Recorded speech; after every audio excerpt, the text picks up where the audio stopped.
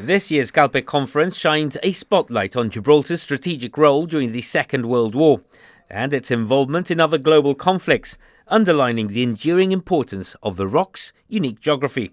Fittingly, the recently refurbished World War II tunnels provide a dramatic and historic setting for the event, impressing visiting speakers and guests alike. I mean, this is just fantastic, and to see the Spitfire up above us, it really pulls you back into the 1940s. But yet, at the same time, looking forward is using this space for a venue to gather and to celebrate and commemorate the heritage and history of Gibraltar is really, really well done. Wonderful. It's great. It's very strange, I have to say. I've never talked in a cave before, but it's actually quite comfortable. That was something I was a little concerned about. What is it going to be like to be in the middle of a cave for 3 days running? But it's actually it's very, very well climate controlled, so I'm quite happy with that.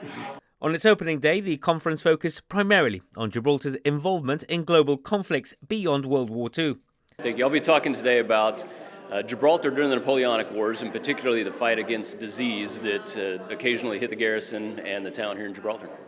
And what drew you to, research and take an interest in Gibraltar in the first place?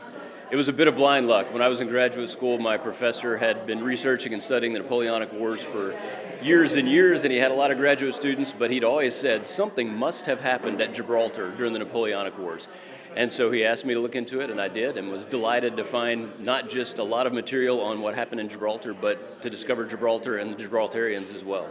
I'm going to be talking about decolonization after World War II, and the main point I want to make is that the war catalyzed movements for self-government all over the world, and much of that is a global process starts at the Strait of Gibraltar, and that is partly because this is the first place in the so-called European theater that the Americans arrive, and they start a whole process that actually begins arguably in Morocco with Roosevelt promoting Moroccan nationalists, or appearing to promote Moroccan nationalists.